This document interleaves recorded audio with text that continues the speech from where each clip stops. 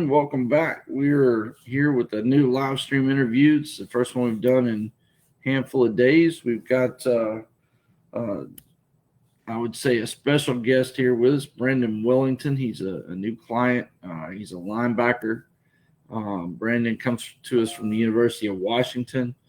Um, he spent some time in 2020 with the Indianapolis Colts in training camp. So this is a real honor to have Brandon on here with us and get a chance to get to know him a little bit. Brandon, how's things been going? Man, everything's been going well. Can't complain. Very blessed, to say the least. Heard. I know we were talking offline a little bit. You're doing some coaching, high school level, and mixing that in with your day to day training and your own pursuit of your goals and dreams. What's that been like, assuming a coaching role while you're chasing your own dreams and goals? It's definitely been a journey, to say the least.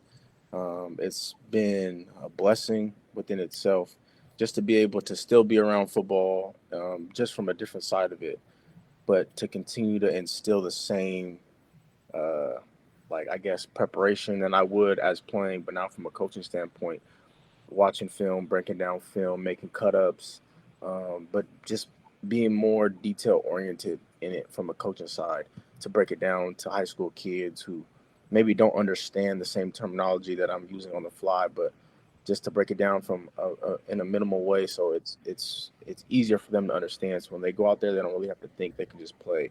But to mix it in and to be coaching and still chasing my same dreams, it's been a it's been an honor, honestly, to say the least.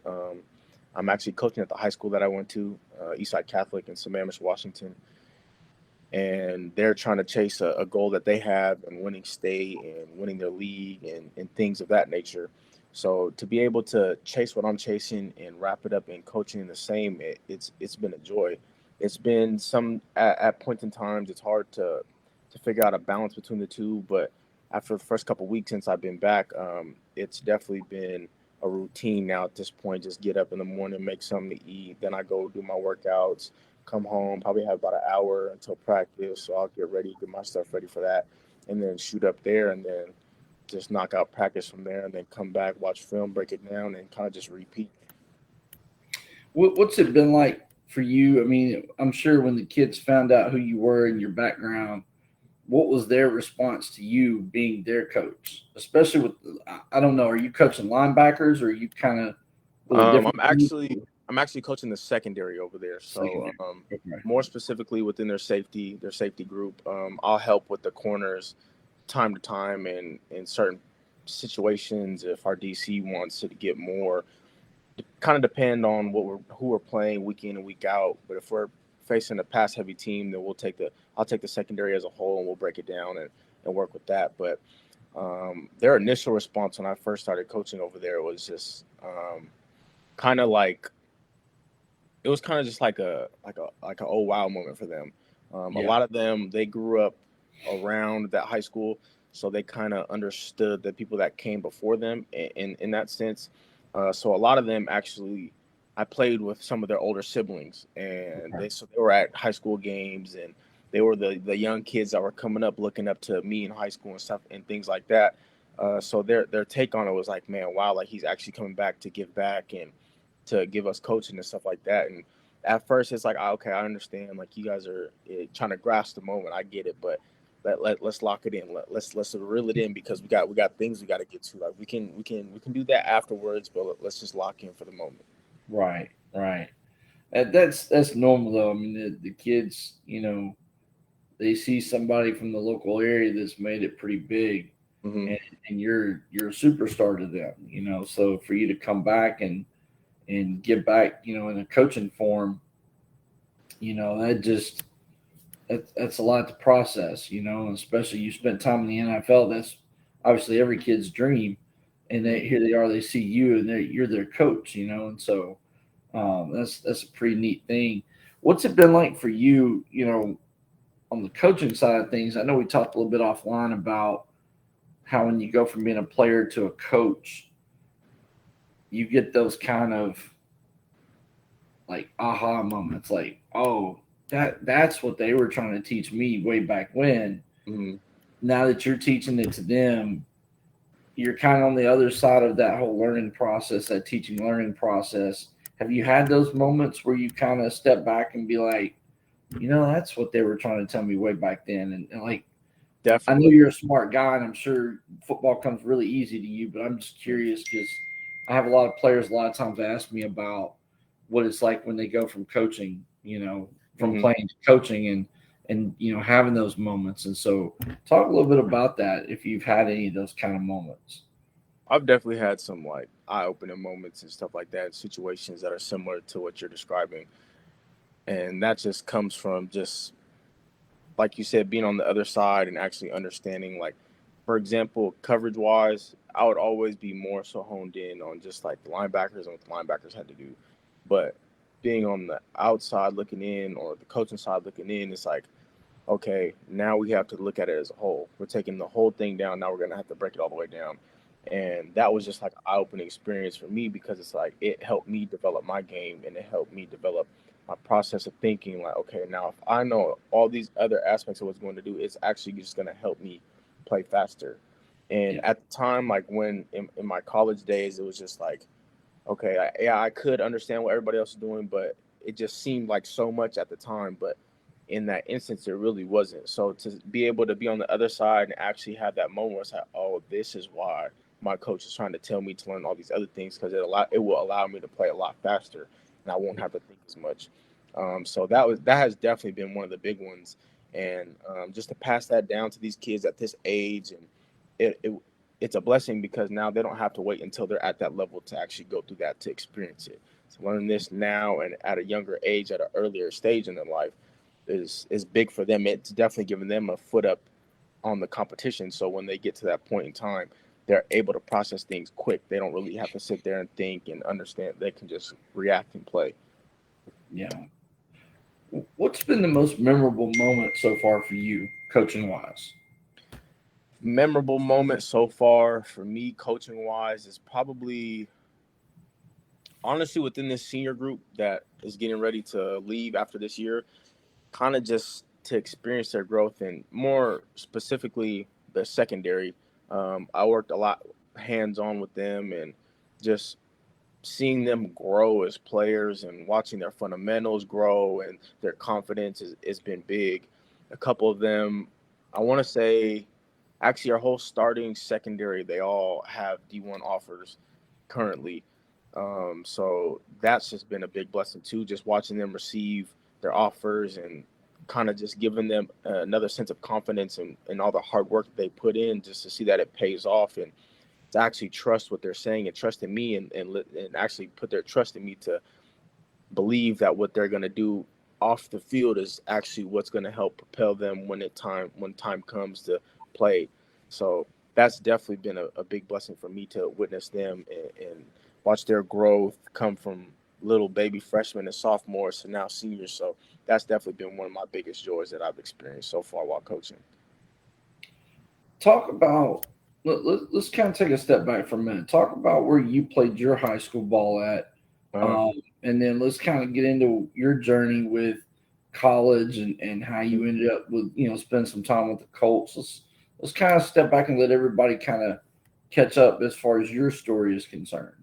okay, so I played where I'm coaching currently. So I played at Eastside Catholic in Sammamish, Washington. I played there varsity all 4 years.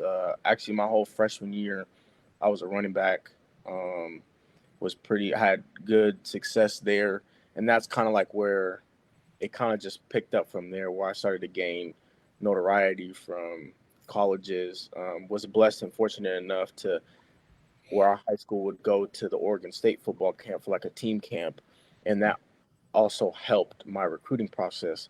Just being able to get in front of college coaches on that type of time because my family wasn't really we didn't have money to go travel to all these other places, so it was kind of just like wherever we could get it in, we had to get in, and we had to execute when we had to. So in that instance, it was like, okay, we have to. At an early age, I feel like I just had to lock in a lot sooner. And it's not a knock to anybody that is not in the same instance, like that. I'm just explaining how my Sure. story was. Um, But that's kind of just like where it was kind of like a snowball effect. Ever since then, it kind of just rolled downhill. Going into my sophomore year, I had an Oregon State offer, a Wazoo offer, and the University of Washington offer. Um, was very soon. I committed at the end of my sophomore year there. I was very fortunate enough to have a great high school coach. His name is Jeremy Thilbar. He actually played at Wazoo, coached a little bit over there. Great coach. Definitely him and Coach Peterson are my definitely like they battle back and forth on who I would say my favorite coach was, football coach wise. Um, but finished my high school career, two-time state champ. We went back to back my junior and senior year. Finished with a whole bunch of accolades over there.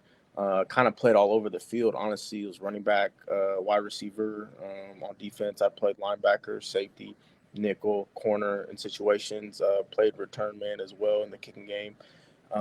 Actually set a state record my senior year in high school for the most kickoff returns in a year for touchdowns with 8, I believe.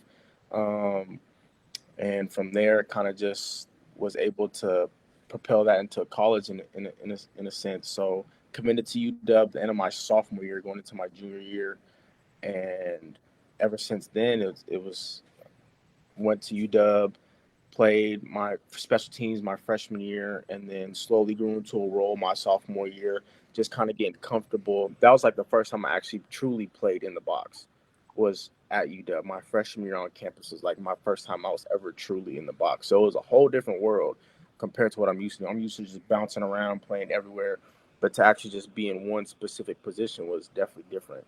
But I was able to use my athletic ability just to be able to run around and roam and kind of just have those same attributes, but just in the box.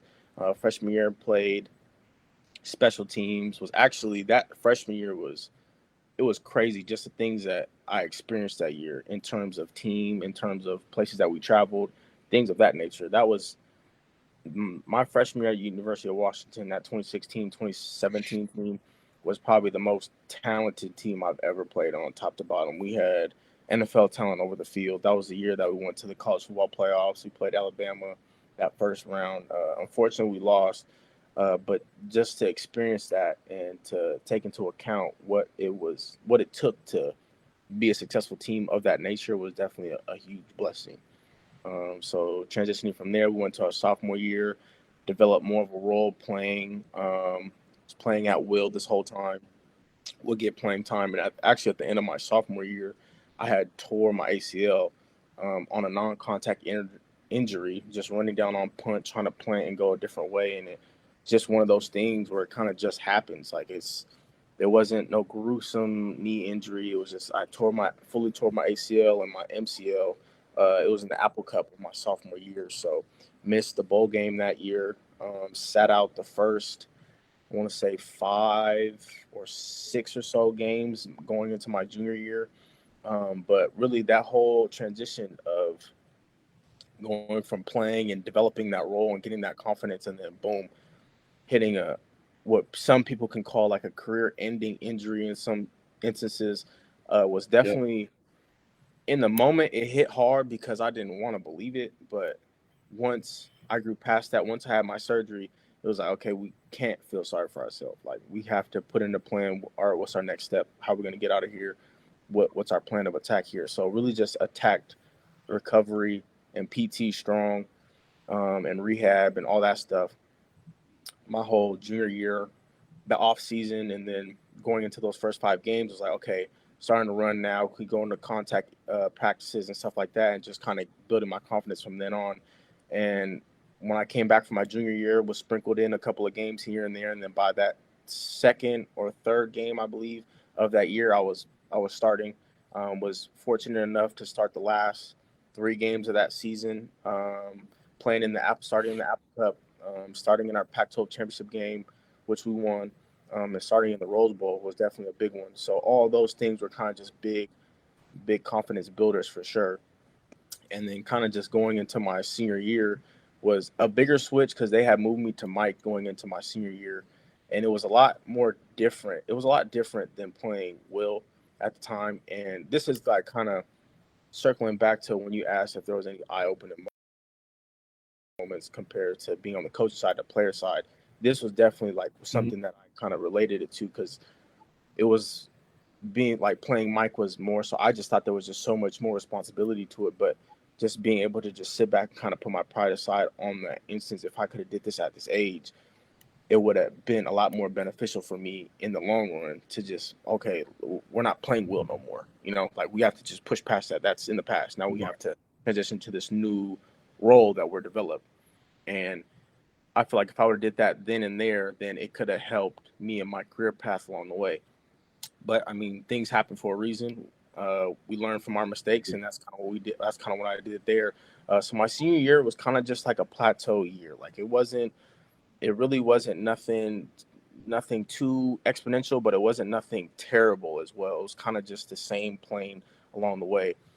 But was fortunate enough to be named the captain on the team. Was fortunate enough to, after the season was over, to get an invite to training camp to the Indianapolis Colts.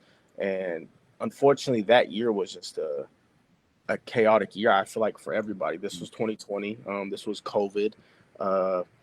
And people just didn't know what to expect. And it was the same on the sports side, the same as the business world. Like you didn't know if your job security was safe. Like nobody really had job security unless like you were a vet in the league and things like that, So coming in as a free agent, it was just like short end of the stick completely. And being that Indiana is on the complete opposite side of Washington, it's like, okay, I don't know how we can make this work, but we're going to have to try to fight our ass off to get there. And I mean, just we had a virtual training camp. That was tough because me personally, I like to be a hands-on learner. I have to go through the actions and be present with the coach to ask him questions and go through a whole bunch of things. So it was difficult in that sense because it was something that I wasn't used to or accustomed to at all. So we finally get out there. We quarantine for a couple weeks. We work out for a week straight, feeling confident, feeling good. And then we would always have these NFLPA meetings trying to update us on what's going on, how this is going to go. Then that's when they came out and said they're cutting out preseason. They're cutting 10 guys off the rip before we can even get into physical practice and things like that. So it was just like a hectic thing at that time and place. And unfortunately, I got cut in that 10-man cut. And it was just like a stab in the heart to a kid that just got a piece of candy or something. You just rip it out of his hand, or a new toy or something like that. It's like the best way that I can explain it. Just that feeling of, man, like it was in my hands, now it's gone. But in that sense, in that time, it was hard for me to understand. But as the days went on, it was just, okay, we learned from all the mistakes that we made within that time frame.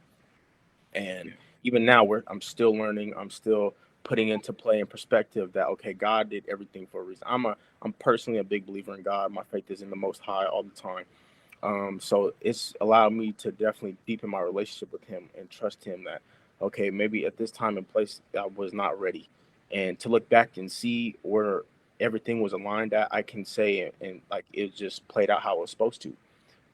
So now I'm putting in more position to understand what's going on from a player's aspect for sure, and also a coach's standpoint, just to kind of tie the two together and just to help better my situation when the opportunity does come back around.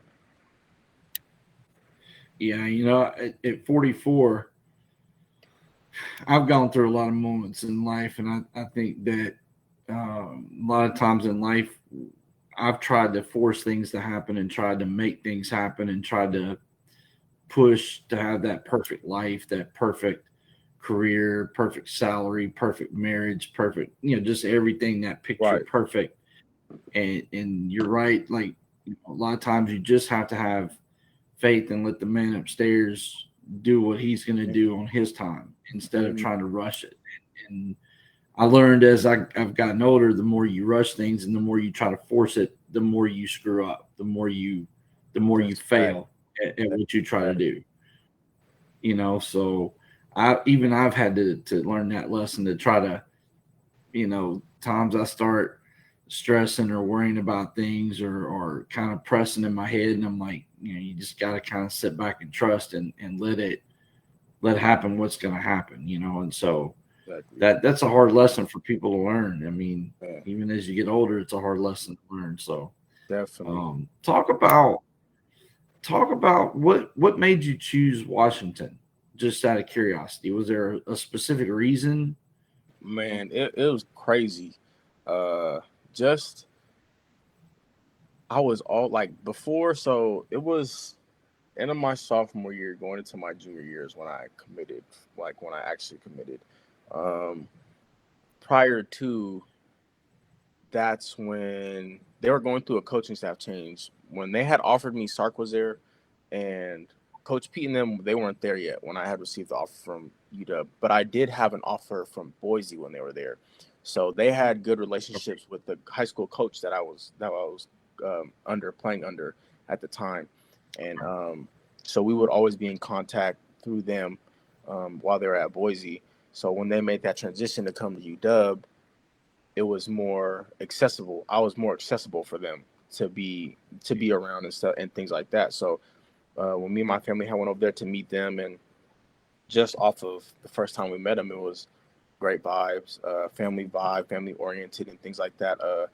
Showing that like the real care within the players and to be treated well and things like that. It was different from a lot of, at least it was different from Wazoo and like Oregon State when I went over there to visit. It was just a different vibe, a different feel. Right. Um, and so I would constantly go over there, constantly watch practice, and it was just like, man, I'm constantly over here. Like it just feels at home, and I felt that sense of home over there. So going into that my junior year, my coach was asking me like, man, you don't want to lose what you have already. And at the time, like I didn't really have no guidance to really be breaking down and things like that. So it was like, man, I had to take that into account.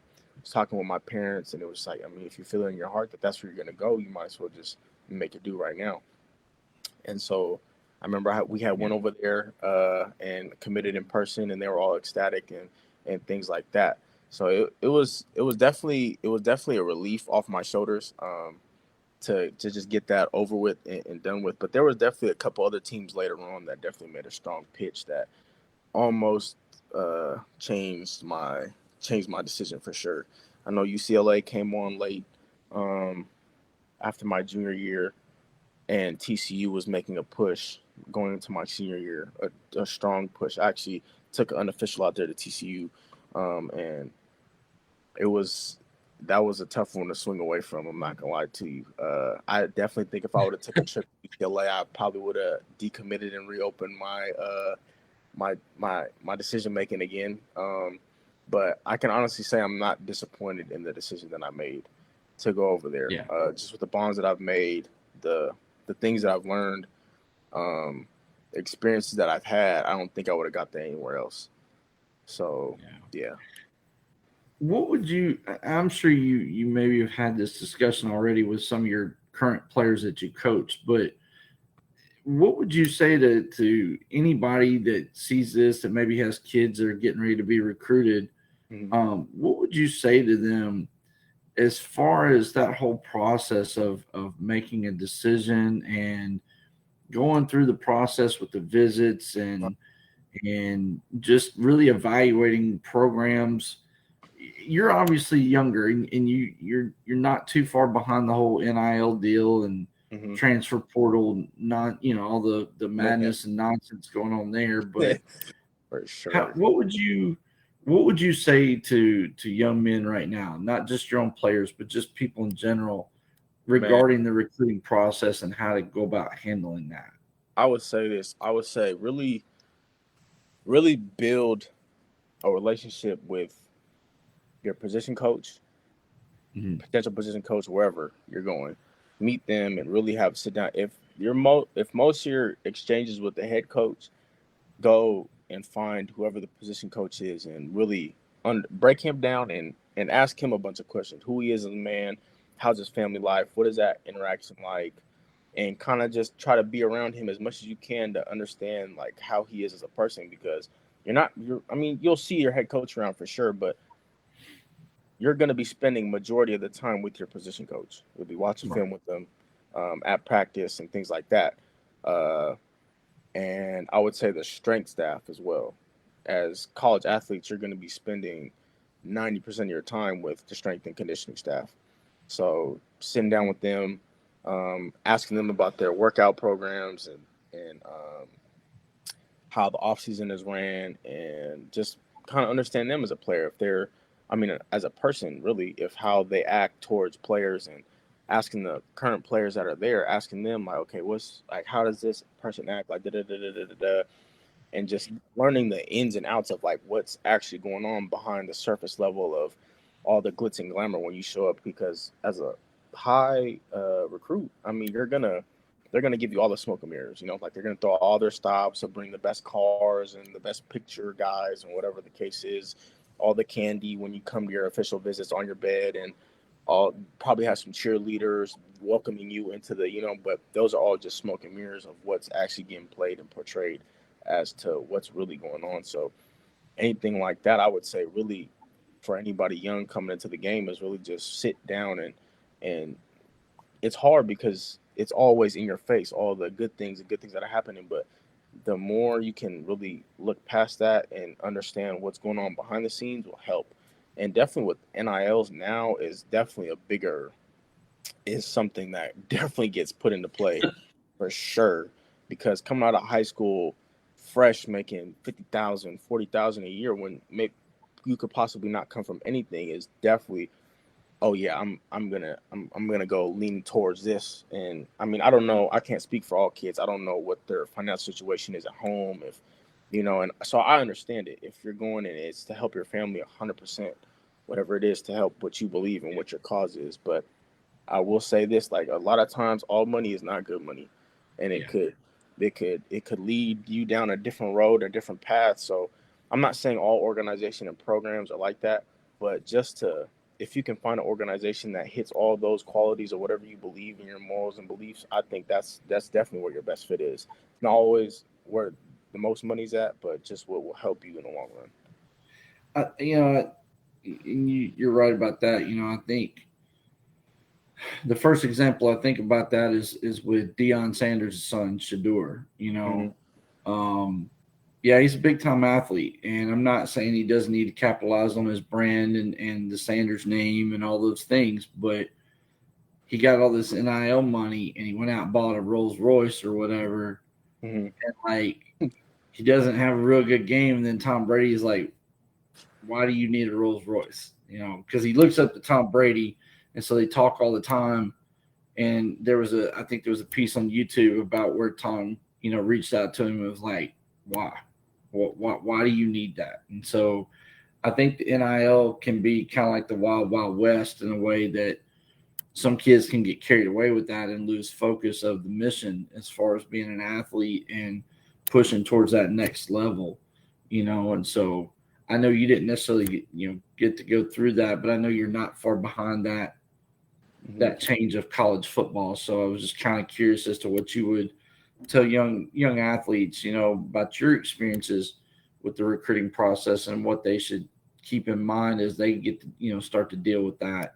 You talked about vibes and the fact that you just got this really good vibe at Washington.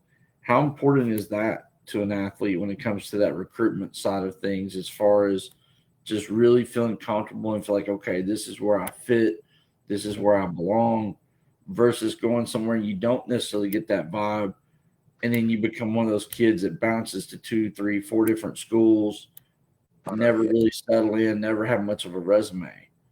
I mean, me personally, I can't really speak for all other athletes, but me personally, just that vibe is the biggest thing. I mean, even now in life, it's just like when you feel like a true, genuine person, an authentic person. If that's how you operate, you naturally gravitate towards them. Right. Um, so for people now in this recruiting process, it kind of weeds itself out. The people that are more glitz and glamour, they gravitate towards those schools, and the people that more have an understanding and like a clear cut purpose of what they want, they gravitate towards the schools that are going to keep it clear cut. Like it's not, there's really no other way around that. I feel Yeah. personally, and like when I see a whole bunch of people just bouncing around from school to school, it's like I wish I could say I'm surprised, but the proof is in the pudding. If you're not understanding of what you want, you're not going to be able to find that in something else. Like that's one of those tough real life. encounters that you have to have with yourself to be able to sit down, look yourself in the mirror, and actually answer those questions yourself. You can't go look for that in somebody else and have somebody else instill that in you. It's just not how this is going to work. If that's what you're looking for, if that, like, as a young recruit now in this day and age, I personally feel like it's the hardest time because one, you have the portal, two, all this NIL money, and it's always in your face. It's always going to be in your face. At a young age, you're coming straight out of high school, 18 years old. You could possibly be making six figures or $1 million. Yeah. It depending on who you are, if what your star ranking is, and all this and all that, it's always in your face. So at that young age, it's like you have to turn that, you have to flip that switch. You have to be a pro now. So Yeah. I feel like they have it hardest in that sense. But once you can get a good solid team on your side and you have some trustworthy people in your corner that can really sit you down and you can listen to what they have to say without it being like a back and forth match and not having that. But if you guys can sit down and have a clear understanding of what your purpose is and how the plan of action has to be displayed in order to move on, I think that's one of the biggest things that people don't have now is just people in their corner or people on their side that will really humble them in a sense when they need it. And I think that is one of the biggest things that I would advise people in this generation to understand and feel when you're going forth into something, to understand the vibe and to understand what's actually going on so you're not just getting blindsided when you get there. Right. And I Right. think that's one of the biggest things that people don't understand now or that they're just lack knowledge of. And it's just to really just ask questions. If you ask, people will answer, and but you just have to listen to how they answer what you're saying. If it's a roundabout way, I would say that's for me personally. If I'm asking you a question and you can't answer it straight on, and you trying to pinball it around here and there, I already know what type of time you're on, just because I understand how people are when they don't answer questions straight on. So Yeah. if you're doing that now, when I get into season and I'm not playing well, are you just gonna blow smoke up my ass? Are you gonna hold me accountable? Or what? Because right now, if you can't keep a straight conversation, me and you, and you can't tell me what I need to know right now on this surface level, by the time we get to where I need to, and now my dreams and passions are on the line, I don't know if you're gonna go up to bat for me.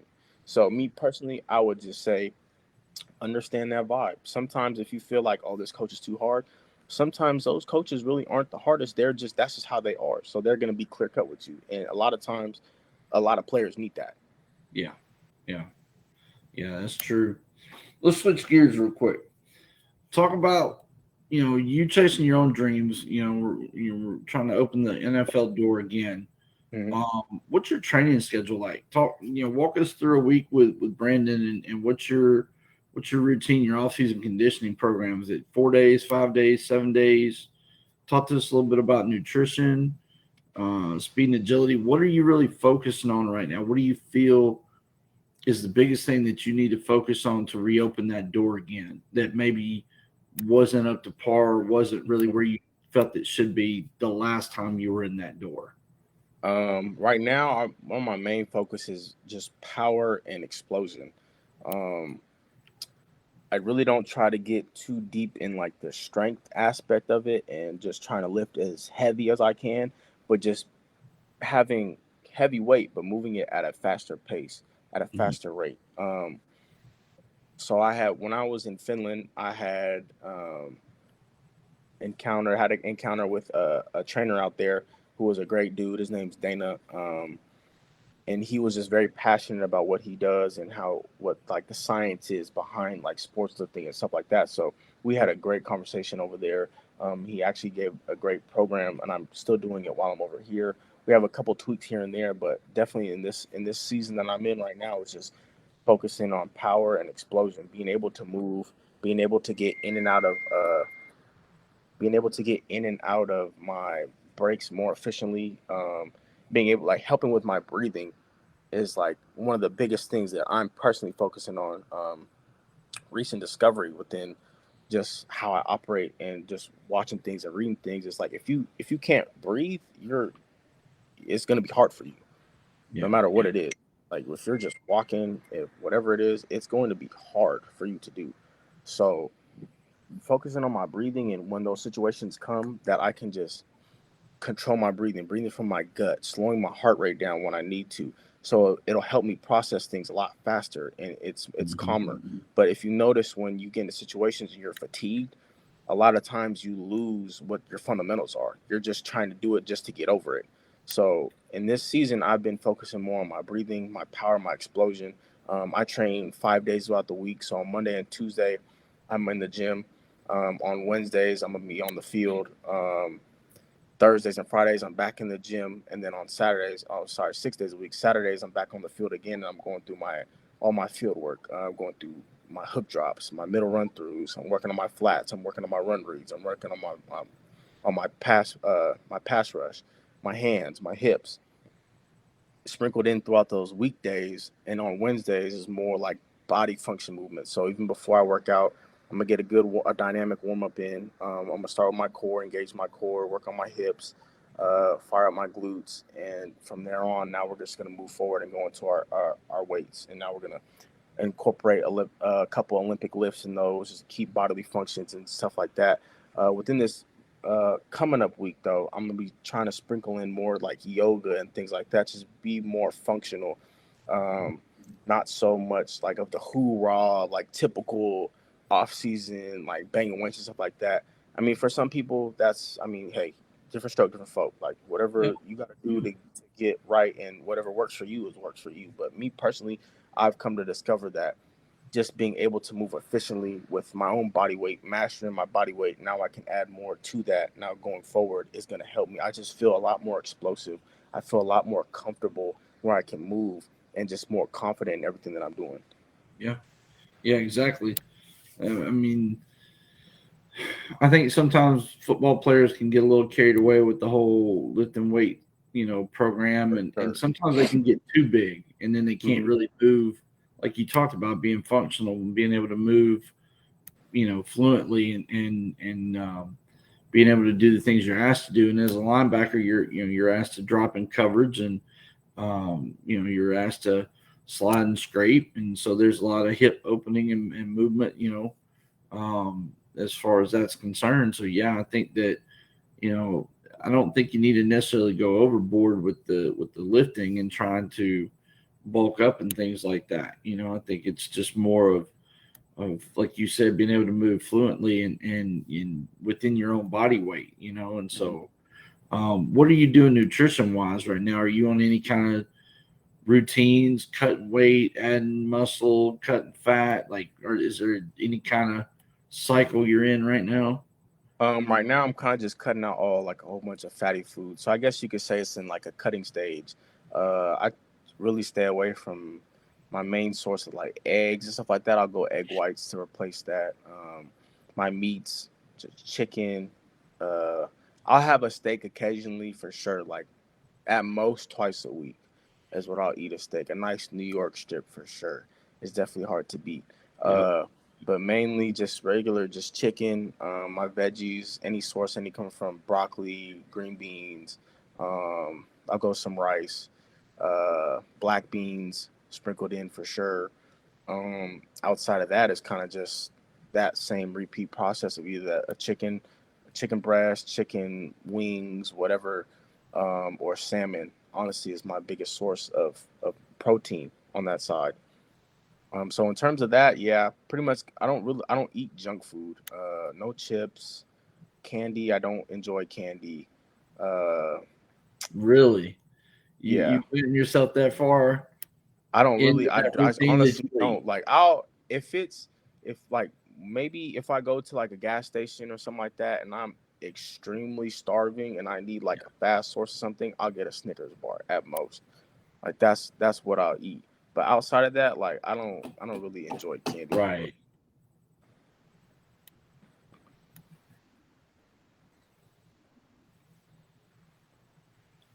Wow. Okay. That's. I mean, that's good. I mean, that's hard for people to really get into that zone discipline wise. Hmm. To cut out all these things and just never have a desire for a candy bar or a cold No, for drink or sure. anything really. It's hard. It's definitely hard. At first, it was tough. Like switching over from egg whites to just regular eggs was hard at first. Like there's no flavor in it, no nothing. But once you like actually put seasoning in it, it's not bad. I mean, it comes with it. It comes with the territory that you have to do. So I guess once you understand that aspect of it, that it's benefiting you, it helps you push past what your normal like preset understanding is of certain things, or your preconditioned tasting to certain stuff. Is just, it's either you're gonna do it to help you or you're not. And that's me personally, that's just kind of how I look at it. It's like I'm just gonna cut it off now, and I have to do it right now, because if I don't do it right now, I'm just gonna always give a lenient excuse, like, okay, I'll come back to it. I'll do this one day. I'll come back to it. But me personally, I just know how I am, so I have to sever the head and cut up the body while I'm at it. So everything's gonna have to go. I mean, I commend you for that. I mean, it's a lot of people have a hard time with that portion of the fitness journey, and the nutrition journey. So, you talked about transitioning from outside backer to the Mike spot.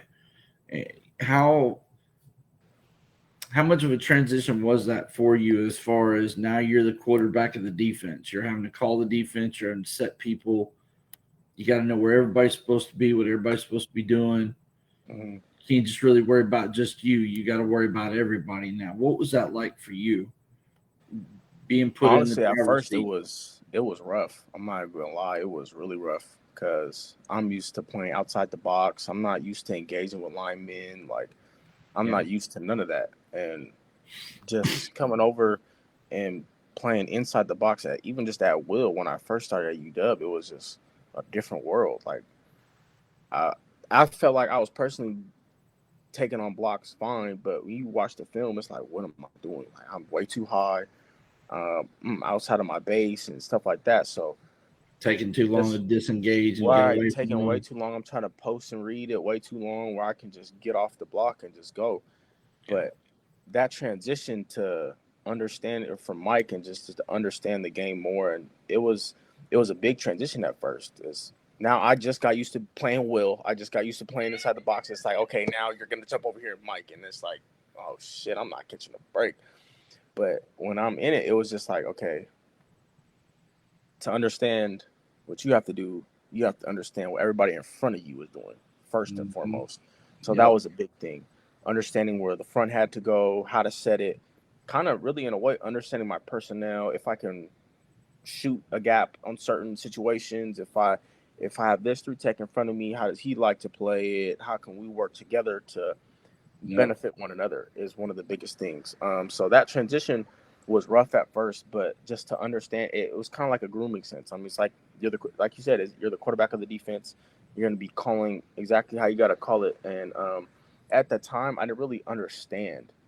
And in that moment, though, I was just fighting that urge to just say that I did not understand, but I just didn't want at the time my coaches to be like, "Oh, we can't trust him in that sense." But it's like, no, you need help and you need to ask for help. And if I were to go back and tell my younger self, it's just like, speak up, like say you need help. Like it ain't no, and nothing bad is gonna come from it. Like you're just gonna get better. But Make as it till you make it in some fields is not always the best plan. no, for sure, at all. Um, but with age comes wisdom. So it's like, Yep. okay, now Yep. we can sit here and understand you when this situation comes back around. One, you have to be on it, and two, you have to. If something is fuzzy, we have to ask questions, and especially at Mike, if for anybody young watching this and you're playing Mike and you feel like it's too overwhelming, I would say just start from the front and work to the back, 100%, because if you don't understand where the base is of the front and how to set it and where to set it based off of back and formation and where strength is and stuff like that, it's going to take you longer to learn everything else. So if you can control what's in front of you first and build that foundation, everything else will just become easier. And that's just kind of what I've learned along the way. For me personally, is what's helped me grow as a person. So watching film, just watching more film now and understanding, okay, if I put myself in position at Mike right now, how am I going to set the front? Okay, if they go here, where are our strengths on defense compared to their strengths on offense?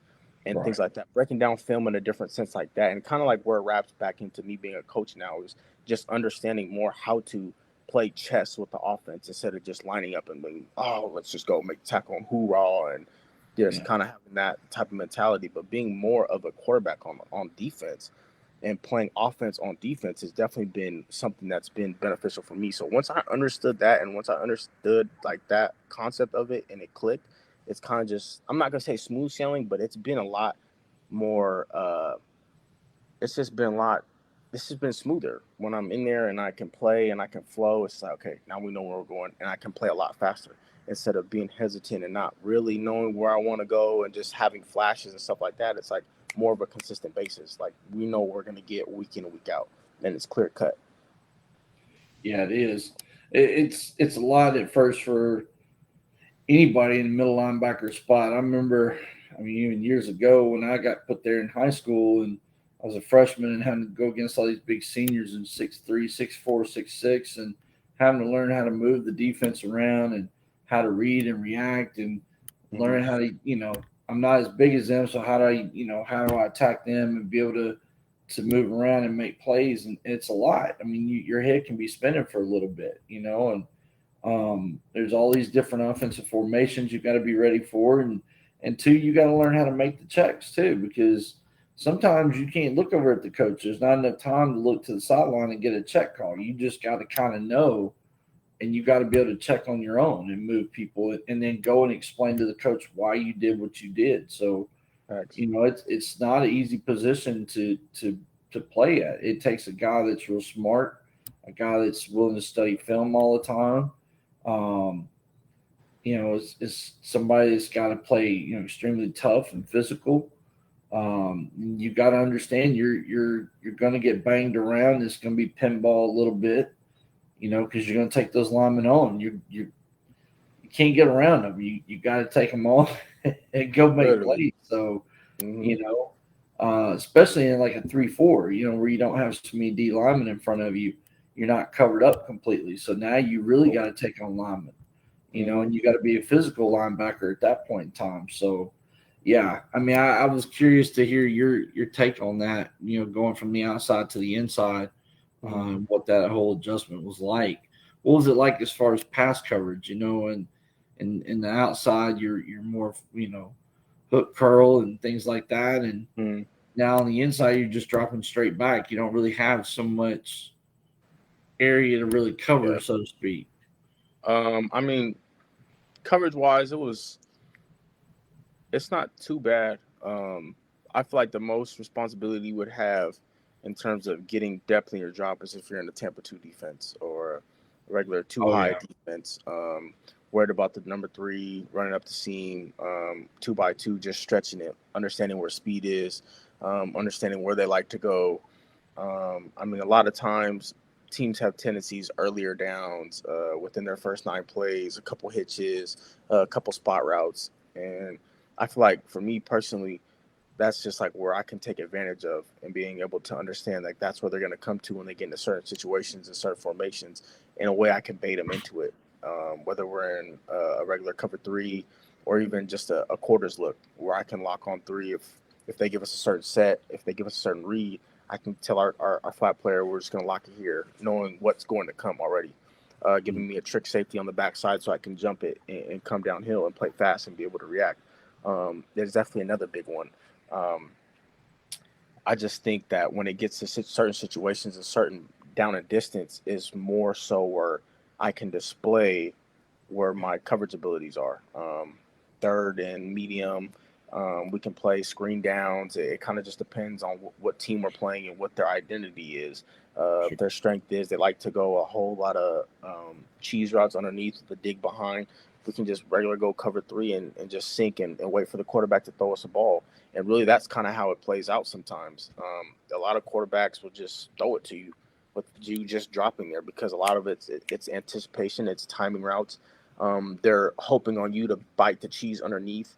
But if you can just stay high and sink, especially in the box, a whole lot of times in those medium down and distance calls, you'll get one if you just play to your rules and drop to where you need to and trust. Trust is a big thing that everybody else is going to play their role. So that's just another big one for sure. A whole lot of times in coverage, you can get lost with underneath routes. Like I'm saying, the cheese is like mesh routes, anything underneath, like a whip route. A lot of times teams will go whip with a dig from number one behind or a deep in, a speed in, whatever it is, because they want you to dive down on that if you're a flat player. But just staying high, playing it high to low, and understanding down the distance will help you go a long way. Well, you can tell you're a linebacker because when you talk, you start talking linebacker play and defense. You start speeding up. You start Yeah, getting freaked up as you're talking about it. So definitely. I can tell you're a linebacker. Who do you mold your game after as a Man, linebacker? Who is it that you look up to and you say, I want to play like that guy played? off top of my head, Fred Warner for sure. Um, I'll go Fred Warner. Um, Definitely got to add Ray Lewis in there. Um, Patrick Willis for sure. Uh, a little bit of, I would say a little bit of, who else do I like? In terms of linebackers, I would say those are like my really like top three for Okay. sure. Definitely my You top three right now. young guys, y'all tend to stay in the new age linebackers. I grew up with like Mike Singletary. Uh-huh. Every linebacker wanted to be like Dick Butkus, Yeah. Jack Lambert, Uh-huh. Count Dracula on cleats. Those were some guys that Derek Thomas, some of those guys. So I'm always interested to hear who guys look up to and mold their game after. Why Fred Warner? Is that what that Yeah. just Fred Warner. okay. Why him? What is it about him that Man, you just kind cut of on mold the your tape and it explains for itself, really. Just the way he plays is very instinctual. You game? can tell he's a student of the game. He's out there and he's orchestrating the whole defense. He Yeah, flies around. He doesn't loaf. Very rarely where you see a loaf. Um, he plays with passion. He plays with aggression. He plays with instinct. And I mean, if you look at what the definition of what linebacker is, it's that. yeah, Me personally, he's like the modern day blueprint of what you want in a linebacker in today's day and age. Plays physical. He plays well in the pass game. He runs to the ball. He's a hard nosed player. He has a nose for the ball, and he's one of those people that can rally everybody around him. Coming in from BYU, he was. I yeah. mean, I don't know where he went in the draft or anything like that, but he went into that position and played it well and continued to just grow from there and just fell in love with it and just continued to stack and add and just to have that person and just have that player on your team is special. So that's why I say he's like definitely in the league currently. I believe he is the best linebacker and possibly gonna be like defensive player of the year this year. Just the way he's been playing so far and the way that he can rally everybody else around him and put people in position and to even make people right when Yeah. they get out so wrong or I, something maybe. I obviously know why Ray Lewis because of the Oh, for sure. Ray Lewis is just that's self-explanatory. Like that's Ray Lewis. Like what that's the goat right there. Like Ray every person Lewis. growing up was I watching Ray always Lewis get excited highlights. watching him and just you know listening to him talk about his life and things that he did coming up and how he became great. One of the things that always amazes me is the deck of cards, the push Oh, up the game. push-ups. Yeah, yeah, yeah. Yeah, he would flip a deck of cards and he would do push ups for however many was on that card, and then Mm-hmm. he'd run back through the deck again and do sit ups. And so I don't know if you've ever tried that or not. Being a Marine, I've tried some of those crazy things. That's Yeah, that's for not as sure. easy as it sounds. No, it's definitely not. You go through a whole deck, it's you gonna be feeling it after for sure. 100%. Yeah. So talk about what schemes are you most comfortable in defensively? Are you a guy that likes to play in a four front, a three front, three Forefront. four, If four I'm three? if you want me, it depends where you want me to be at. If you want me to be in the box and running the whole defense, I'm more comfortable in the forefront, 4-3 for sure. We can get into nickel, a 4-2-5. But if you want me to play inside the box, I'm comfortable with the 4-man front. Depending on who we have personnel wise, we're probably gonna have to play it around. If we're lighter in the ass, then just by nature, we're probably gonna have to go to a 3 front, so we can open more lanes, just create more run throughs. We can create more one-on-one blocks across the board.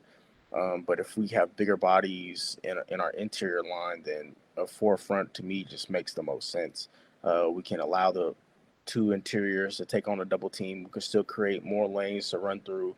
And even when we do run through, we'll create and pull the guard off of whoever we're double teaming or whoever they're double teaming.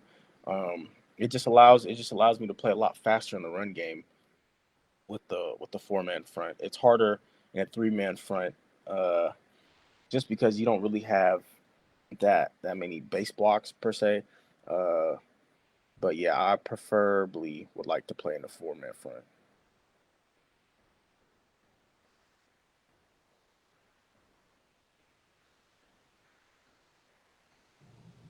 There we go.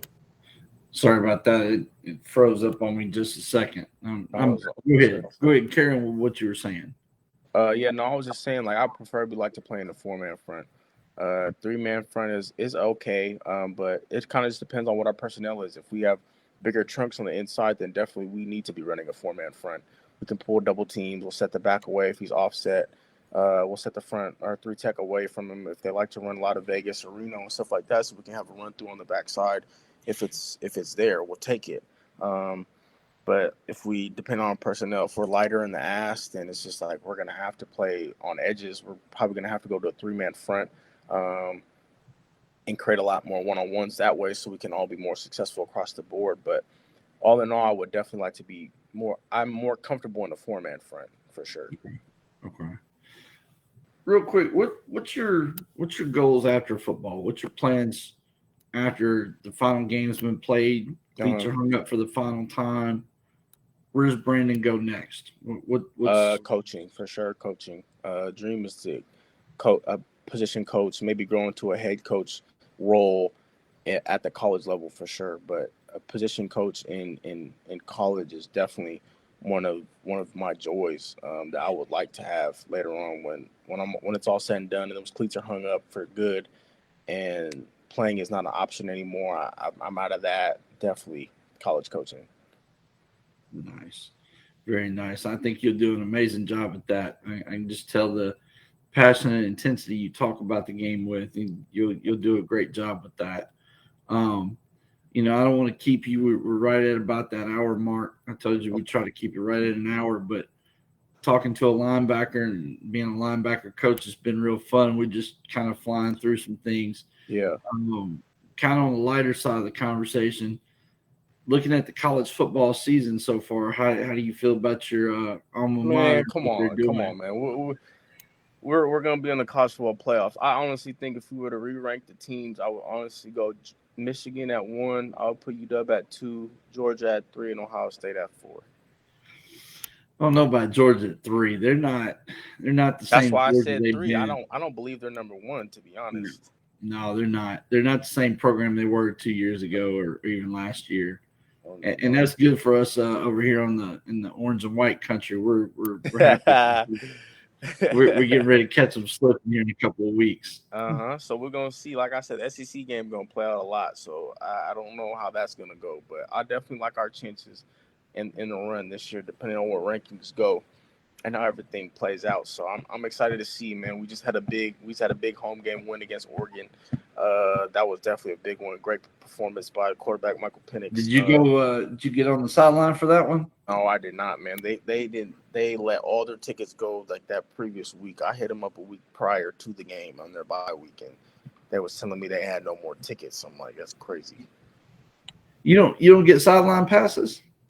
I guess we have to ask them super far in advance for us to have those Really? silent passes. Yeah. So they had. I mean, from a different standpoint, I get it. You're trying to get recruits to come in. You probably favored more for the recruits this week with it being a bigger game. I understand that. So I can't really. But hey, it is what it is. I'm just happy we got the dub. To be honest.